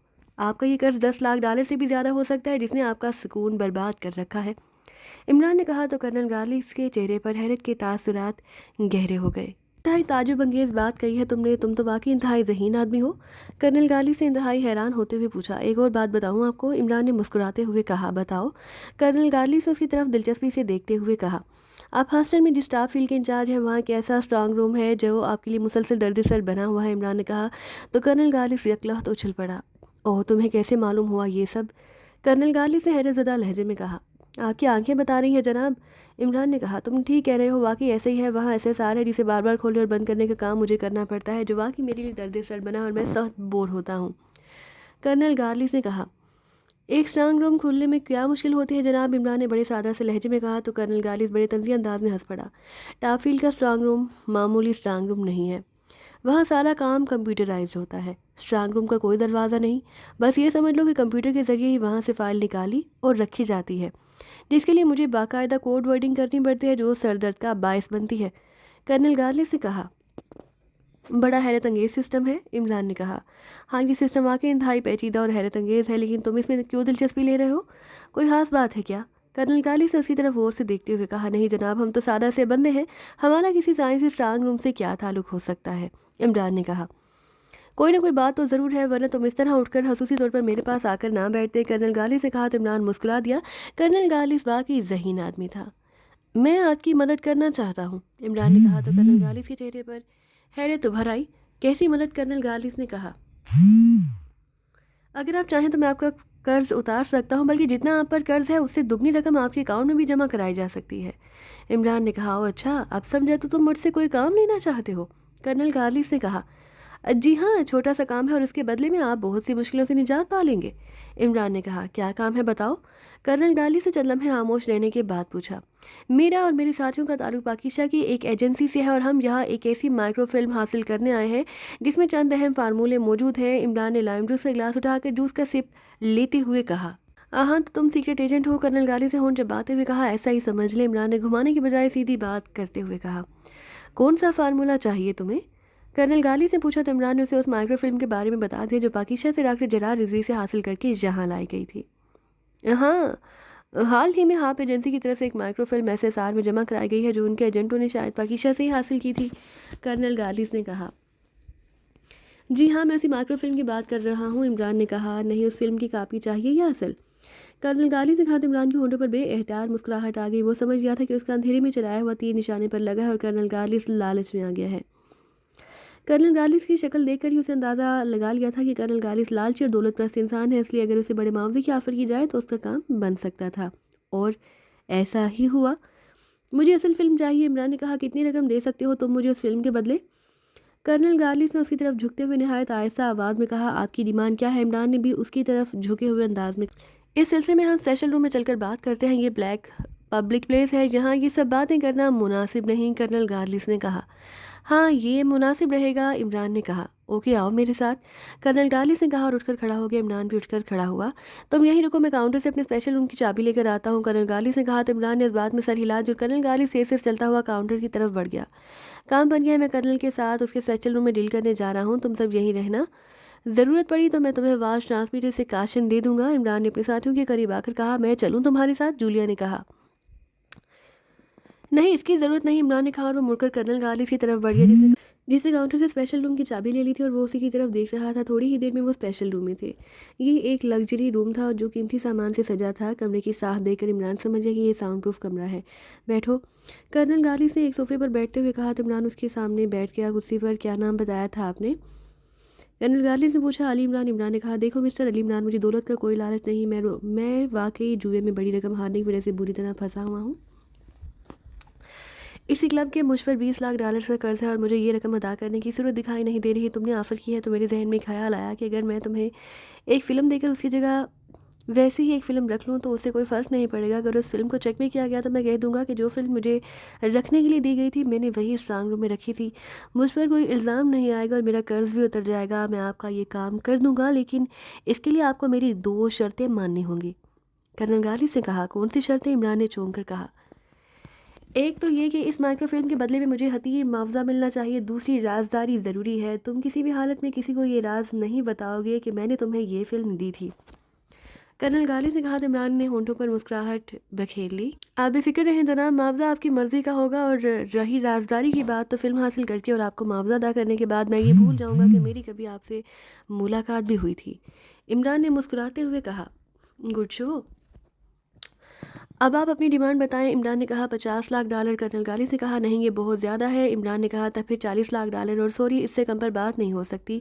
अगर आपको डील मंजूर है तो बताइए, वरना आप जा सकते हैं। कर्नल गालिब ने कहा, 30 लाख डॉलर से काम नहीं चलेगा। इमरान ने होंठ काटते हुए कहा, नहीं ये फाइनल है, 40 लाख डॉलर। कर्नल गालिब ने सख्त लहजे में कहा, ठीक है, लेकिन मेरी भी एक शर्त है। इमरान ने कहा, क्या शर्त है? कर्नल गालिब ने पूछा। डील क्लियर होनी चाहिए। रकम के बदले मुझे असल माइक्रोफिल्म ही मिलनी चाहिए। अगर डच हुआ तो उसके ज़िम्मेदार आप होंगे। इमरान ने कहा, बेफिक्र रहो, मुझे मेरी मर्ज़ी का मुआवजा मिल रहा है, इसलिए डील क्लियर ही होगी। कर्नल गालिब से मुसरत भरे लहजे में कहा, गुड शो। इमरान ने कहा, असूल के तहत तुम्हें आधा मुआवजा पहले देना होगा और आधा काम होने के बाद। कर्नल गालिब से इमरान की तरफ और से देखते हुए कहा, मैं जानता हूँ। इमरान ने मुस्कुराकर कहा। साथ ही उसे अपने कोट की अंदरूनी जेब में हाथ डालकर एक चेक निकाला और कर्नल गालिब के बगैर बढ़ा दिया। ये बगैर नाम गारंटीड चेक है। इस पर अपना नाम लिखकर आप अपने अकाउंट में रकम ट्रांसफ़र करा सकते हैं। इमरान ने कहा तो कर्नल गालिब ने उससे चेक लिया और उसे गौर से देखने लगा। 20 लाख का चेक है। हैरत है, तुम्हें कैसे पता चला कि हमारी डील हो जाएगी और तुम्हें मुझे 20 लाख का गारंटीड चेक देना होगा? गालिब ने हैरत भरे लहजे में कहा, आप शायद भूल गए हैं कि मैं इंसानी चेहरा देखकर दिल की बात बता सकता हूँ। इमरान ने मुस्कुराकर कहा तो कर्नल गालिब बेएहतियात हंस पड़ा। ओके, कल तुम इसी वक्त यहाँ आकर मुझसे अपनी मतलूबा माइक्रोफिल्म ले लेना। कर्नल गालिब ने कहा, लेकिन आप स्ट्रांग रूम से माइक्रोफिल्म निकालेंगे कैसे? आपने बताया है कि स्ट्रांग रूम कंप्यूटराइज है जो कोड वर्ड्स पर काम करता है, और मेरे पास भी ऐसी इतलात हैं कि स्ट्रांग रूम से कुछ भी निकलवाने के लिए आपको या तो सदर साहब इजाज़तनामे के साथ अपने कोड्स बताते हैं, या फिर क्लास जजीरे के डॉक्टर नेल्सन की इजाज़त और उनके बताए हुए कोड से स्ट्रांग रूम ओपन होता है। इमरान ने कहा, आप बेफिक्र रहें, मैंने डील सोच समझ कर की है। आज रात डॉक्टर नेल्सन अपने एक इजाज़तनामे के साथ कंप्यूटर कोड्स भेज रहा है। उसे वाइट क्रॉस नामी फार्मूले की कापी दरकार है। कापी लेने के लिए उनका जो आदमी यहाँ आएगा, मैं उसे आसानी से डाच दे दूंगा। कोड्स लगाकर मैं पहले कंप्यूटर से महसूस फिल्म निकालूंगा, फिर उसकी जगह दूसरी फिल्म स्ट्रांग रूम में पहुँचा कर डॉक्टर नेल्सन के लिए फार्मूले की कापी हासिल कर लूँगा। इस आदमी को कैसे डाच देना है ये तुम मुझ पर छोड़ दो। तुम्हें बहरहाल कल माइक्रोफिल्म मिल जाएगी। कर्नल गालिब ने मुस्कुराते हुए कहा, 20 लाख डॉलर का चेक हासिल करते उसके चेहरे का रंग बदल गया और वो बेहद खुश और मुतमईन दिखाई दे रहा था। ठीक है, तो फिर कल किस वक्त मुलाकात होगी? इमरान ने पूछा। इसी वक्त मैं काउंटर पर आपका नाम बता दूंगा, आप वहाँ से इस रूम की चाबी लेकर आ जाना। मैं कोशिश करूँगा कि जल्द से जल्द आपके पास पहुँच जाऊँ। कर्नल गालिब से कहा तो इमरान ने इस बात में सर हिला दिया। फिर वो उठ खड़ा हुआ। ओके, फिर कल मुलाकात होगी। इमरान ने कहा तो कर्नल गालिब भी उठ खड़ा हुआ और उसने इमरान से बड़े गर्मजोशी से हाथ मिलाया। कर्नल गालिब से उसे दरवाजे तक छोड़ने आया। जब इमरान बाहर निकला तो कर्नल गालिब से दरवाज़ा बंद कर दिया। इमरान बड़े इत्मीनान भरे अंदाज में चलता हुआ हॉल की तरफ बढ़ता चला गया जहाँ उसके साथी मौजूद थे। थोड़ी देर बाद वो अपने साथियों को लेकर मार्टिन क्लब से निकलकर कार में सवार आगे बढ़ा जा रहा था। इमरान के चेहरे पर उलझन के तासुरात दिखाई दे रहे थे। वो गहरे ख्यालों में खोया हुआ था। क्या हुआ? जूलिया ने इमरान से मुहातिब होकर पूछा, जो साइड सीट पर बैठी थी। कुछ नहीं, इमरान ने जवाब दिया। कुछ नहीं क्या मतलब? क्या कर्नल गालिब से डील नहीं हो सकी? डील तो हो गई है, इमरान ने जवाब दिया। डील हो गई है, फिर भी तुम उलझे हुए दिखाई दे रहे हो। क्यों क्यों? जूलिया ने मुंह बनाकर कहा। होटल चलकर बात करते हैं, इमरान ने संजीदगी से कहा। जूलिया ने इस बात में सर हिला दिया। थोड़ी देर बाद वो सब होटल में थे और इमरान उन सबको लेकर अपने कमरे में आ गया। उसने किसी के पूछने से कबल ही उन्हें कर्नल गालिब से होने वाली बातचीत के बारे में बताना शुरू कर दिया। गुड शो, इसका मतलब है कि कल हमें वो माइक्रोफिल्म मिल जाएगी जिसमें डॉक्टर जरार रिजी के फार्मूले हैं? सफदर ने मुसरत भरे लहजे में कहा। उम्मीद तो यही है, इमरान ने मुस्कुरा कर कहा। अब भी उम्मीद की बात कर रहे हो? जब कर्नल गालिब ने तुमसे मुआवजे का निस्फ वसूल कर लिया है तो अब शक वाली कौन सी बात रह जाती है? तनवीर ने मुंह बनाकर कहा, जब तक फार्मूले की फिल्म हमारे हाथ नहीं आ जाती उस वक्त तक इबाहम ही है, और इबाहम शक के ही ज़मरे में आता है। जब मिल जाएगी तो फिर मेरी उलझन भी ख़त्म हो जाएगी। इमरान ने कहा, अगर उसे हमें फ़िल्म लाकर दे दी तो फिर वाकई इस बार हमारा मिशन इंतहाई आसान साबित हुआ। हमें हाथ पैर हिलाने की ज़रूरत भी महसूस नहीं हुई। वेरी गुड, जूलिया ने मुसरत भरे लहजे में कहा। इमरान साहब सारे रास्ते उलझे रहे हैं और ये बताने के बावजूद उनके चेहरे पर उलझन मौजूद है। अचानक कैप्टन शील ने कहा तो वो सब चौंक पड़े। हाँ, ये बात मैंने भी महसूस की है। सफदर ने कहा, जब डील हो चुकी है तो फिर तुम किस बात पर उलझे हो? तुम्हारे ख्याल में रकम का चेक लेने के बावजूद कर्नल गाली तुम्हें फार्मूले वाली फिल्म लाकर नहीं देगा? जूलिया ने उसकी तरफ गौर से देखते हुए कहा, नहीं, ऐसी कोई बात नहीं, कल वो हमें हर सूरत में फिल्म लाकर दे देगा। इमरान ने कहा, तो फिर उलझन क्या है? जूलिया ने पूछा।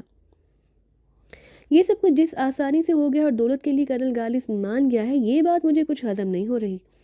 मुझे ये तो अंदाज़ा हो गया था कि कर्नल गालिब लालची और दौलत परस्त इंसान है, लेकिन वो इतनी जल्दी मान जाएगा? बस इस बात ने मुझे उलझन में डाल रखा है। इमरान ने कहा, हाँ, इसमें परेशान होने या उलझन में मुब्तला होने वाली कौन सी बात है?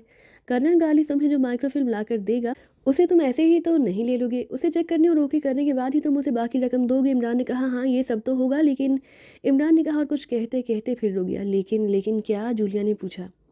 एक मिनट, इमरान ने कहा। उसने हाथ बढ़ाकर सामने मेज पर रखे हुए फ़ोन को उठाकर उसके नीचे लगा हुआ बटन प्रेस करके उसे डायरेक्ट किया। फिर फ़ोन नीचे रखकर रिसीवर उठाकर नंबर प्रेस करने लगा।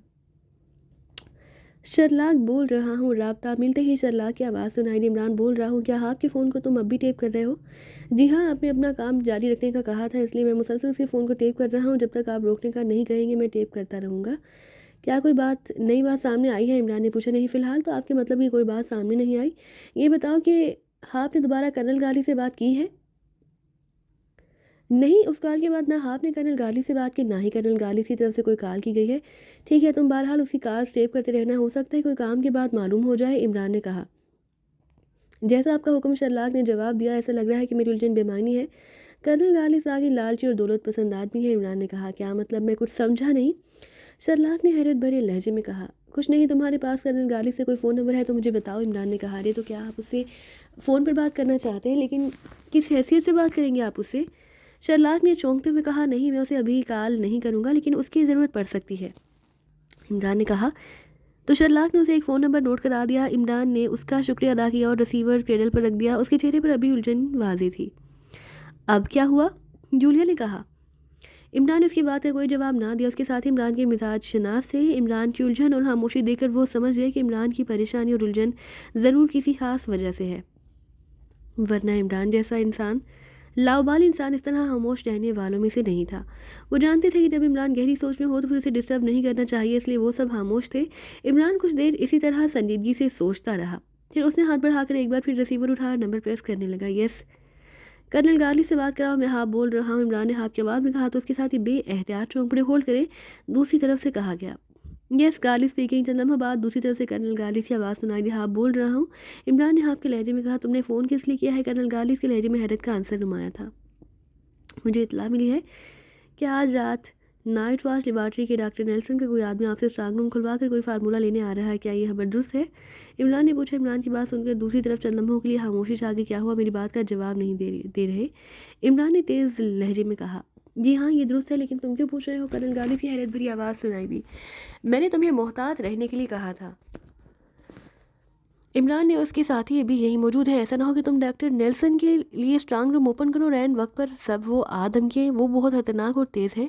इमरान ने कहा, तुम बेफिक्र रहो, मैंने यहाँ रेड अलर्ट कर रखा है, मेरी इजाज़त के बगैर यहाँ एक मक्खी भी नहीं आ सकती। कर्नल गालिब ने कराहत लहजे में कहा। ओके, मुझे इत्मीनान हो गया है। इमरान ने कहा और रिसीवर रख दिया। इसका मतलब है कि कर्नल गालिब ने आपसे जो कहा वो गलत नहीं था। सफदर ने कहा, बहरहाल ये, हाँ, लेकिन बहरहाल ये चेकिंग ज़रूरी थी। इमरान ने कहा, क्या अब भी तुम किसी नतीजे पर नहीं पहुँचे हो? पहुंच गया हूँ। कर्नल गालिब वाकई काम करेगा और मुझे उम्मीद है कि कल वो हमें फार्मूलों की फ़िल्म ला देगा और हम फिल्म लेते ही यहाँ से निकल जाएंगे। इमरान ने इत्मीनान भरे लहजे में कहा। शुक्र है, किसी तरह तो तुम मुतमईन तो हुए। जूलिया ने एक तवील सांस लेकर कहा। तुम्हारी और तनवीर की तरफ से अभी मैं गैर मुतमईन हूँ। जिस रोज़ तनवीर और तुम मान जाओगे उस दिन मुझे मुकम्मल इत्मीनान हो जाएगा और हम पुरसकून ज़िंदगी गुजार सकेंगे। इमरान ने कहा तो वो सब इमरान को दोबारा मूड में आते देखकर बेएहतियात हंस पड़े। मुंह धो रखो, तनवीर माने या ना माने, लेकिन अब मैं तुम्हारी बातों में आने वाली नहीं, जूलिया ने मुंह बनाकर कहा। अरे अरे, कहाँ जा रही हो? अगर तनवीर मान सकता है तो मैं तुम्हें मनाने के लिए कुछ भी कर सकता हूँ, इमरान ने कहा। तो वो सब एक बार फिर हंस पड़े। मैं रेस्ट करने जा रही हूँ, तुम सब भी आओ, अब कल तक हमारे लिए कोई काम नहीं है, जूलिया ने कहा। तो वो सब उठ खड़े हुए और फिर इमरान से इजाज़त लेकर वो सब उस कमरे से निकलते चले गए। ये इमरान तो इंतहाई चालाक और खतरनाक साबित हो रहा है। अगर तुम मेरे सामने ना बैठे होते तो मैं यही समझता कि तुमने मुझे कॉल की है। ये तो इत्तेफाक ही है कि तुम यहाँ आकर तुम्हारी मौजूदगी में इमरान ने तुम्हारी आवाज़ में मुझसे बात की थी। कर्नल गालिस ने गुस्से और परेशानी से होंठ चबाते हुए कहा। वो अपने ऑफिस में मौजूद था और उसके सामने हाफ बैठा हुआ था, जो थोड़ी देर पहले एक हेलीकॉप्टर में यहाँ आया था। कर्नल गालिस और हाफ एक दूसरे से बातें कर रहे थे कि फ़ोन की घंटी बज उठी तो उसके पर्सनल असिस्टेंट ने उसे बताया कि हाफ की कॉल है। हाफ उसके सामने था और हाफ की कॉल का सुनकर ना सिर्फ कर्नल गालिस बल्कि हाफ भी चौंक पड़ा। फिर हाफ ने कर्नल गालिस से कहा कि ये ज़रूर इमरान की कॉल होगी, जो उसकी आवाज़ मुझसे बात करना चाहता है। वो उसकी कॉल ज़रूर अटेंड करे ताकि उसे किसी किस्म का शक ना हो। कर्नल गालिस के कहने पर उसके असिस्टेंट ने इमरान की कॉल उसे ट्रांसफ़र की तो दूसरी तरफ से हाफ की आवाज़ सुनकर गालिस और हाफ हैरान रह गए। कर्नल गालिस ने लाउडर ऑन कर दिया, इसलिए हाफ भी इमरान की बातें सुन रहा था। कर्नल गालिस ने इमरान को इंतहाई जहाने से हैंडल किया, फिर उसने रिसीवर रख दिया। हाँ, वाकई इसकी आवाज़ सुनकर ऐसा लग रहा था जैसे मैं ही बात कर रहा हूँ। तो मेरी आवाज़ सुनकर आसानी से उसके झांसे में आ जाते, हाफ ने कहा। लेकिन उसे मेरा नंबर कहाँ से मिला? मैंने तो उसे नहीं दिया था अपना नंबर, कर्नल गालिस ने उलझे हुए लहजे में कहा। वो मेरा नंबर हासिल कर सकता है तो फिर तुम्हारा नंबर मालूम करना उसके लिए भला क्या मसला हो सकता है? हाँ, आपने मुंह बनाकर कहा। हाँ, तुम कहो तो कल जब वो मुझसे स्पेशल रूम में फिल्म लेने के लिए आए तो मैं उसे वहीं गोली मारकर हलाक कर दूं। उसके साथियों को भी मैं आसानी से कवर कर सकता हूँ, कर्नल गार्लिस ने कहा। नहीं, उसकी ज़रूरत नहीं। अगर हमने इमरान और उसके साथियों को हलाक कर दिया तो फिर ये पाकिस्तान सीक्रेट सर्विस का चीफ एक्सटू यहाँ किसी और टीम को भेज देगा। हम किसको रोकते फिरेंगे? इसलिए बेहतर यही है कि इमरान और उसके साथी हमारे डाज में आ जाए और फार्मूले वाली माइक्रोफिल्म लेकर मुतमईन होकर चले जाएं। जब तक उस पर हमारे डाज का राज खुलेगा उस वक्त तक बहुत देर हो चुकी होगी, हाफ ने कहा। तो कर्नल गालिस ने इस बात में सर हिला दिया। हाफ ने उसे एक माइक्रोफिल्म लाकर दी, जो कर्नल गालिस ने असल फिल्म की जगह स्ट्रांग रूम में रख दी थी और असल फिल्म लेबॉरेटरी के इंचार्ज डॉक्टर नेल्सन को भिजवा दी गई थी। हाफ ने इस माइक्रोफिल्म में डॉक्टर जरार रिजवी के फार्मूलों से मिलते जुलते फार्मूले फीड किए थे। वो मुतमईन था कि इमरान उन फार्मूलों की जितनी चाहे चेकिंग कर ले, उसे मालूम नहीं हो सकेगा कि फार्मूले असली है या नकली। उन फार्मूलों का राज इसी सूरत में ही खुल सकता था जब उन फार्मूलों पर काम किया जाता और उन पर फाइनल रिसर्च की जाती। इस खेल में मुझे खासा लुत्फ आया है और बैठे बिठाए मैंने $40 लाख भी कमा लिए, कर्नल गालिस ने हैरत भरे लहजे में कहा। हाँ, तुमने वाकई बड़ी जानदार अदाकारी की थी। $40 लाख तुम्हें इसी अदाकारी के ईवज़ मिले हैं, जो जाहिर है अब तुम्हारे ही हैं, हाँ आपने कहा। मुझसे हलती हुई अगर मुझे मालूम होता कि बाकिशा सीक्रेट सर्विस फार्मूले की फ़िल्म के लिए इतनी कसीर रकम खर्च कर सकती है तो मैं लाखों की बजाय उससे करोड़ों डॉलर की डील कर लेता, कर्नल गालिस ने कहा। तुम जितना ज़्यादा मुंह खोलते इमरान को तुम पर उतना ज़्यादा शक होता। तुमने जितना मांगा है मुनासिब है और $40 लाख की रकम मामूली नहीं होती। उनसे तुम ज़िंदगी भर ऐश कर सकते हो, हाँ आपने कहा। हाँ, ये तो है। वैसे भी कहते हैं कि लालच बुरी बला होती है, उससे बचना चाहिए, कर्नल गाली से हंसते हुए कहा। तो हाँ भी हंस पड़ा। तुमने ये फिल्म कल इमरान को देनी है और उससे चेक हासिल करते ही तुमने उससे ताल्लुक़ ख़त्म कर देना है, हाँ आपने कहा। ठीक है, क्या तुम्हें यकीन है कि जब ये फिल्म माइक्रोफिल्म इमरान तक पहुंच जाएगी तो मुतमईन होकर वापस चला जाएगा? कर्नल गाली से पूछा। इमरान ने जिस तरह तुम्हें फ़ोन करके इस मामले की तस्दीक करने की कोशिश की है, इससे जाहिर होता है कि वो इस डील से मुतमईन नहीं, इसलिए हमें भी इतनी जल्दी मुतमईन नहीं होना चाहिए। वो बहुत चालाक और ज़हीन आदमी है, हो सकता है कि कल वो ये भी मालूम कर ले कि तुमने वाकई स्ट्रांग रूम खोल कर उसमें से माइक्रोफिल्म और कोई फार्मूला निकाला था या नहीं, हाँ आपने कहा। अरे अगर ये सब मालूम हो गया तो, कर्नल गाली से परेशान होते हुए कहा। घबराओ नहीं, मैं डॉक्टर नेल्सन का इजाज़तनामा और उसके कोड्स ले आया हूँ। तुम उन कोड से स्ट्रांग रूम से एक आम सी फाइल निकाल कर मुझे दे दो और मेरी दी हुई माइक्रोफिल्म निकाल कर इमरान को दे देना। इमरान को अगर ये मालूमात भी मिल गई तो उसे यही मालूम होगा कि तुम्हारी हर बात दुरुस्त थी और वाकई स्ट्रांग रूम के कंप्यूटर कोड्स लगाकर उसे ओपन किया गया था और फार्मूला निकाला गया था, आपने कहा। तो इस प्लानिंग को हकीकत का रंग देने के लिए ये सब करना पड़ेगा, कर्नल गाली से कहा। हाँ, ये ज़रूरी है। मैं इमरान को किसी भी तरह शक में मुब्तला नहीं करना चाहता। मैं चाहता हूँ कि वो जल्द से जल्द माइक्रोफिल्म ले और यहाँ से चलता बने, ताकि हम उसके जाने के बाद इत्मीनान से अपना काम करते रहें, हाँ आपने कहा। ठीक है, मुझसे ज़्यादा तुम उसे जानते हो, इसलिए तुम जो कहोगे मैं उसी पर अमल करूँगा, कर्नल गार्लिस ने कहा। हो सकता है कि इमरान एक बार फिर तुमसे मेरी आवाज़ में बात करने की कोशिश करे। वो हर तरह की आवाज़ों की नकल करने का माहिर है। मेरे साथ साथ वो तुमसे डॉक्टर नेल्सन हत्ता के सदर साहब की आवाज़ में भी बात करने की कोशिश कर सकता है, इसलिए तुम्हें बेहद मोहतात रहना होगा, हाँ आपने कहा। मैं मोहतात रहूँगा, कर्नल गालिस ने कहा। उससे इतना भी डरने की ज़रूरत नहीं, वो अय्यार है तो मैं उससे भी बड़ा अय्यार हूँ। इसलिए तो मैंने ऐसी प्लानिंग की है कि वो आसानी से मेरे चक्कर में आ गया, वरना उस जैसे इंसान को चुकमा देना इतना आसान काम नहीं है। आपने कहा, वाकई तुम भी किसी से कम नहीं। इस तारीफ का शुक्रिया, और अब मैं चलता हूँ, हाँ आपने कहा और उठकर खड़ा हो गया। कर्नल गालिब भी उठ खड़ा हो गया और फिर वो दोनों ऑफिस से निकलते चले गए। थोड़ी ही देर में हाप अपने हेलीकॉप्टर पर सवार वहाँ से निकला चला जा रहा था। उसके चेहरे पर अब गहरा इत्मीनान था। उसे यकीन था कि उसकी प्लानिंग इमरान नहीं समझ सकेगा और वो आसानी से उसके दाज में आ जाएगा, और कामयाबी इस बार सिर्फ उसी के हिस्से में आएगी, जबकि इमरान को कामयाब होकर भी यहाँ से नाकाम वापस जाना पड़ेगा। इमरान कमरे में दाखिल हुआ तो वो सब चौंक कर उम्मीद भरी नज़रों से उसकी तरफ देखने लगे। इमरान के चेहरे पर फतहमंदाना मुस्कुराहट दिखाई दे रही थी। उसकी मुस्कुराहट देखकर उन्हें अंदाज़ा हो गया कि इमरान कामयाब लौटा है। तुम्हारा चेहरा देखकर लग रहा है कि फार्मूला तुम्हें मिल गया है और तुम मुझसे मुतमईन हो, जूलिया ने उसकी तरफ गौर से देखते हुए कहा। हाँ मिल गया है फार्मूला, इमरान ने मुस्कुराते हुए कहा और एक कुर्सी पर बैठ गया। फिर उसने कोट के अंदरूनी जेब में हाथ डालकर एक छोटी सी डिबिया निकाली। उसने डिबिया खोली तो उसमें उन्हें एक जदीद माइक्रोफिल्म दिखाई दी। गुड शो, इसका मतलब है कि तुम्हारा अंधेरे में चलाया हुआ तीर ठीक निशाने पर लगा था, जूलिया ने मुसरत भरे लहजे में कहा। हाँ कर्नल गालिस मेरी तवक्का से कहीं ज़्यादा लालची और दौलत परस्त इंसान है। उसने महज दौलत के लिए अपने मुल्क से गद्दारी की है, लेकिन बहरहाल खुशी इस बात की है कि इस मर्तबा हमें कठिन मरहलों से नहीं गुजरना पड़ा और हमारा मिशन आसानी से पूरा हो गया, इमरान ने कहा। क्या तुमने चेक किया कि ये वही माइक्रोफिल्म है जिसमें डॉक्टर जरार रिजवी के फार्मूले हैं? हाँ मैंने उसका सरसरी सा जायज़ा लिया है, बज़ाहिर तो वही माइक्रोफिल्म मालूम हो रही है, इमरान ने कहा। आपको इसमें मौजूद फार्मूलों को बाकायदा चेक कर लेना चाहिए, इमरान ने कहा। ऐसा ना हो कि 40 लाख डॉलर लेकर भी कर्नल गालिस ने आपको अहमक बना दिया, कोई आम सी माइक्रोफिल्म उठाकर आपको दे दी हो, सफदर ने कहा। ये नामुमकिन है, तनवीर ने कहा तो वो सब चौंक कर उसकी तरफ देखने लगे। क्या नामुमकिन है? अहमक को मजीद अहमक कैसे बनाया जा सकता है? तनवीर ने अपना जुमला मुकम्मल करते हुए कहा तो वो सब बेएहतियात हंस पड़े। इमरान भी तनवीर की बात सुनकर हंस पड़ा। और कुछ लोग ऐसे होते हैं जो अहमक ना होने के बावजूद भी अहमक बन जाते हैं, उनके बारे में तुम क्या कहोगे? इमरान ने मुस्कुराते हुए कहा, बदकिस्मत। तनवीर ने बेसाख्ता कहा तो इमरान उसकी बेसाख्तगी पर बेएहतियात खिलखिलाकर हंस पड़ा। गुड शो तनवीर, तुमने अच्छा जवाब दिया, कैप्टन शकील ने हंसते हुए कहा। इन बातों को छोड़ो, पहले फार्मूलों की फिक्र करो, जूलिया ने कहा। मुझे उसकी कोई फ़िक्र नहीं है। मैं कर्नल गालिब के साथ उसके स्पेशल रूम में गया था। जब उसने मुझे माइक्रोफ़िल्म दी तो मैंने उसके चेहरे का बग़ौर जायज़ा लिया। अगर उसने हमें दाज़ देने की कोशिश की होती तो मुझे उसका चेहरा देखकर अंदाज़ा हो जाता, लेकिन उसके चेहरे पर कोई तासुर नहीं था और ना ही मुझे उसकी बातों में ऐसा कोई झोल महसूस हुआ कि वो मुझे अहमक बनाने की कोशिश कर रहा है। मैंने तसल्ली करने के बाद ही उससे माइक्रोफ़िल्म ली थी, फिर उसे दूसरा चेक दिया था, इमरान ने कहा। ये भी तो मुमकिन है कि वो मोरूसी अदाकार हो और उसने ऐसी अदाकारी की हो कि आप भी उसके चक्कर में आ गए हों। क्या ऐसा मुमकिन नहीं? सालिया ने कहा। होने का तो कुछ भी हो सकता है, लेकिन मैंने कर्नल गालिब को कहा था कि अगर उसने मुझे दाज देने की कोशिश की तो उसे संगीन नताइज भुगतना पड़ेंगे, इमरान ने कहा। जो भी है, एक बार फार्मूलों को चेक कर लेने में क्या हर्ज है, और कुछ नहीं तो तुम्हारे साथ हमारी भी तसल्ली हो जाएगी और हम इत्मीनान के साथ यहाँ से वापस चले जाएंगे, जूलिया ने कहा। हाँ इमरान साहब, आज तक ऐसा नहीं हुआ कि इतनी आसानी से इस कदर कठिन मुश्किल मिशन मुकम्मल हुआ हो, इसलिए एक बार आप इस फिल्म को चेक कर ही लें तो अच्छा है, सफदर ने कहा।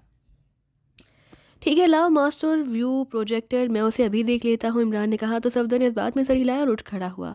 वो इमरान के कमरे से निकलकर अपने कमरे में गया और थोड़ी देर बाद एक छोटी सी मशीन नमा जदीद प्रोजेक्टर ले आया। इमरान ने मशीन खोलकर उसके एक हिस्से में माइक्रोफिल्म एडजस्ट की, फिर उसने प्रोजेक्टर के एक होल के साथ आंख लगा दी और प्रोजेक्टर के अंदर चलने वाली फिल्म देखने लगा।